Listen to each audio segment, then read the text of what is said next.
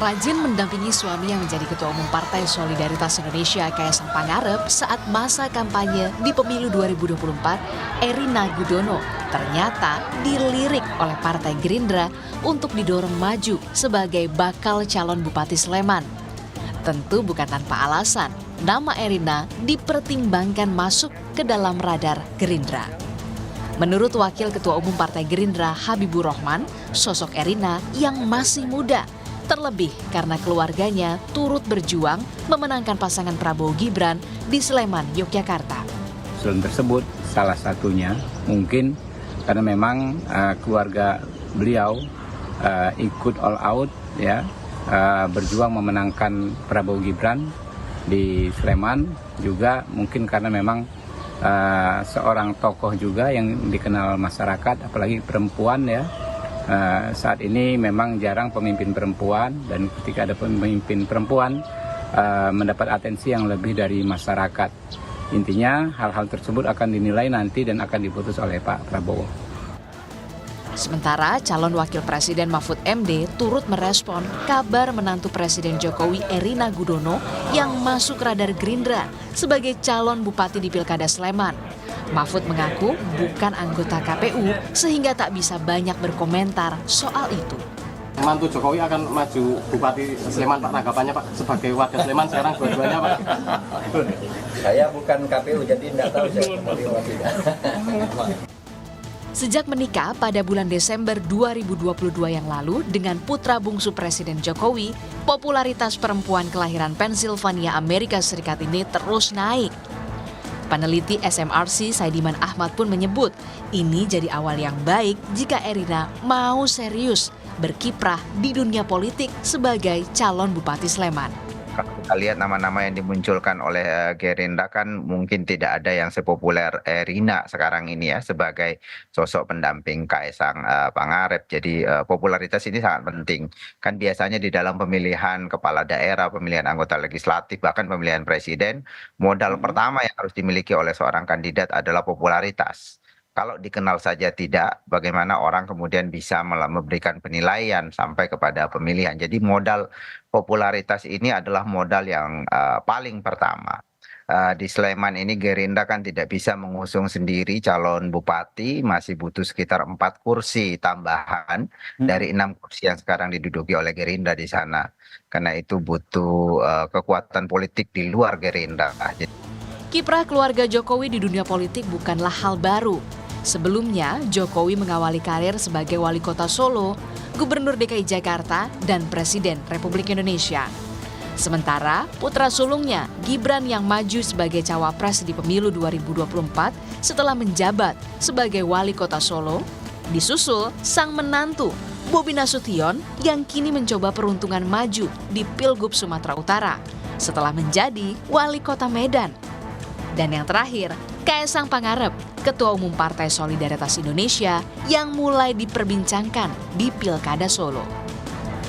Lalu benarkah Erina Gudono akan menyusul seperti keluarga Jokowi yang sudah lebih dulu berkecimpung di dunia perpolitikan Indonesia? Tim Liputan, Kompas TV. Menantu Jokowi Erina Gudono dilirik Partai Gerindra dalam radar calon bupati di Pilkada Sleman. Apakah Erina akan menyambut serius tawaran ini? Dan jika serius, seberapa besar peluangnya? Kita bahas bersama dengan pengamat politik Universitas Gadjah Mada, Mas Nyarwi Ahmad. Mas Nyarwi, selamat sore. Mas, ini kan bukan pertama kali sebenarnya keluarga Jokowi dilirik oleh partai politik untuk di Pilkada. Tapi kalau Mas Nyarwi melihatnya, sebenarnya ini adalah bentuk kegenitan partai politik, kegagalan kaderisasi, atau ekspansi dari dinasti politik Jokowi? Ya, kalau saya ditanya dengan 3 opsi itu, jawaban saya bisa 3-tiganya. Itu jawaban yang mungkin kalau di ujian bisa salah ya, Cindy. Tapi dalam politik bisa aja benar semua itu.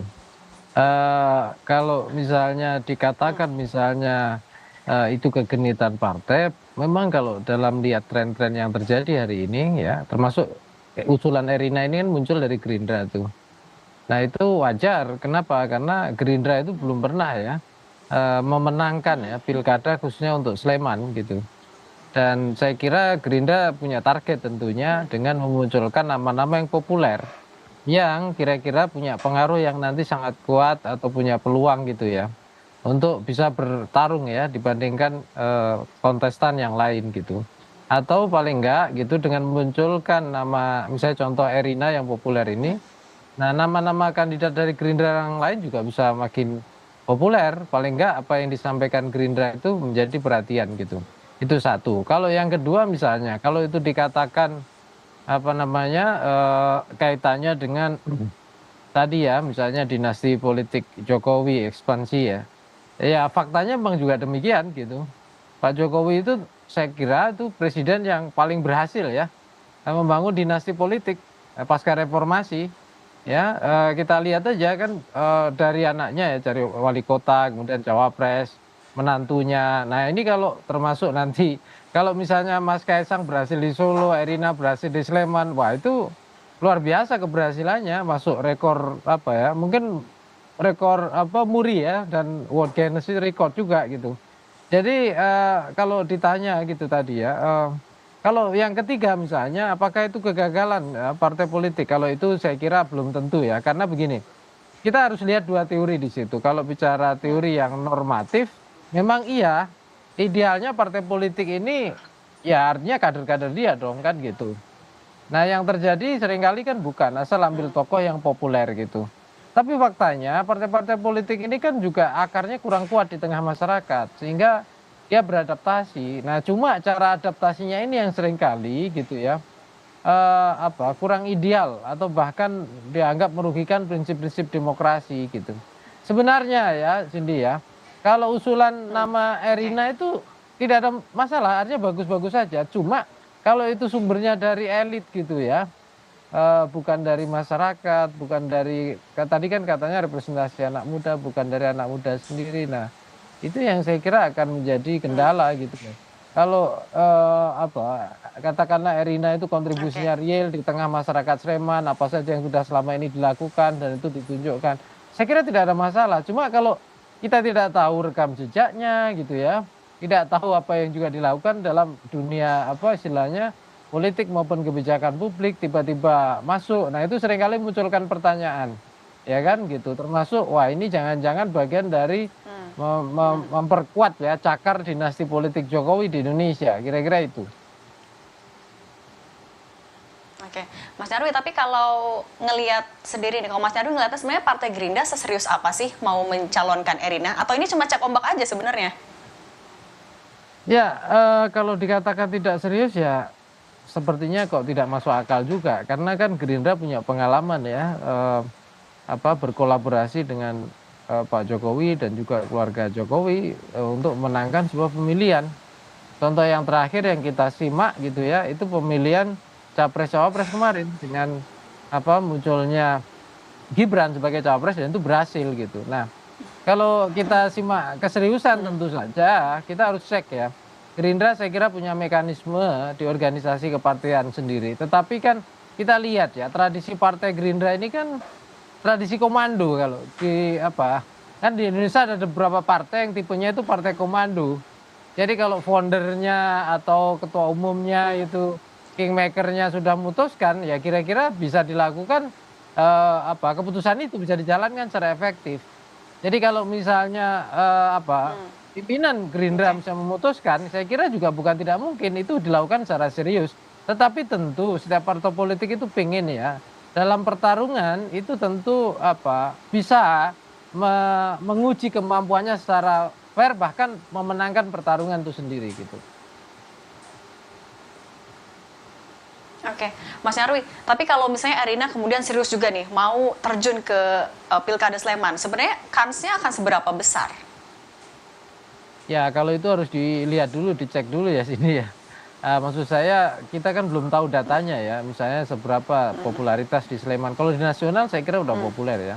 Terus kemudian di segmen-segmen apa misalnya diterima gitu ya. Terus masuk hal-hal apa saja yang membuat dia tidak diterima. Saya kira kita belum melihat. Tetapi overall kalau kita lihat ya peluang itu selalu ada ya, Indi ya.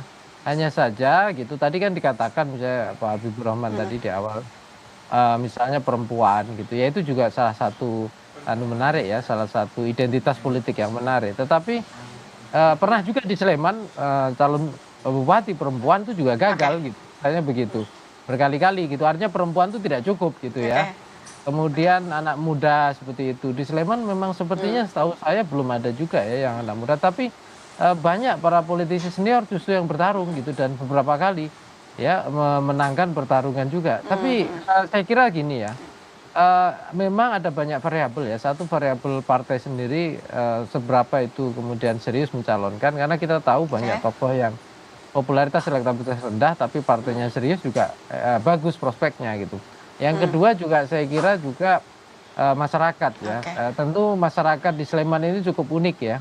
Ada komunitas intelektual juga ada, komunitas menengah juga ada, bawah juga ada, lengkap gitu. Anak muda juga ada dengan berbagai karakteristik. Saya kira ini juga menjadi tantangan ya sebagai pasar politik. Tentu Sleman lebih complicated ya, lebih banyak hal yang dan lebih menantang tentunya. Tapi kalau misalnya itu dicalonkan serius sama Gerindra dan menang, saya kira itu rekod istilahnya prestasi dinasti politik Jokowi yang luar biasa juga itu. Kira-kira itu. Oke, artinya sebenarnya tokohnya nggak masalah, tapi asal berasal dari aspirasi publik. Mas Nyarwi Ahmad, terima kasih banyak waktunya untuk Rumah Pemilu. Sehat selalu. Ya.